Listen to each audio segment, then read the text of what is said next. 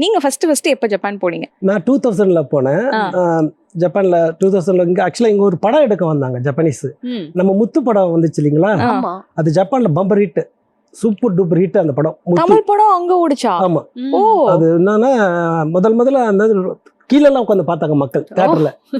Ticket இதுவாம கீழெல்லாம் உட்காந்து பார்த்து அந்த அளவுக்கு பயங்கர ஹிட் ஆயிடுச்சு. அதை பார்த்துட்டு டிவி கம்பெனிக்காரங்க வந்து அதே மாதிரி ஒரு படம் எடுக்கணும்னு சொல்லிட்டு தான் அங்க வந்தாங்க. ஜப்பான்ல இருந்து இங்க ஒரு குரூப் வந்துருச்சு. அங்க வந்து முத்துன்னு எடுத்தாங்க இல்லைங்களா, அவங்க நட்டுன்னு எடுத்தாங்க. நட்டு முத்து நட்டு அப்படின்னு சொல்லிட்டு எடுத்துட்டு அந்த படத்தில் நான் அசிஸ்டன்ட் டான்ஸ் மாஸ்டராக ஒர்க் பண்ணேன். சிவசங்கர் மாஸ்டரோட அசிஸ்டண்டாக ஒர்க் பண்ணியிருந்தேன். அதில் ஒர்க் பண்ணும்போது அவங்க வந்து ஜப்பானில் வந்து ஒரு ஆல்பம் பண்ணணும், இந்த படத்தோடைய ஆல்பம் சாங் ஒன்று பண்ணணும்னு சொல்லிட்டு தான் கூப்பிட்டு போனாங்க ஜப்பானுக்கு. ஃபஸ்ட்டு 3 months விசாதெல்லாம் போயிட்டு ஆல்பம் பண்ணோம்.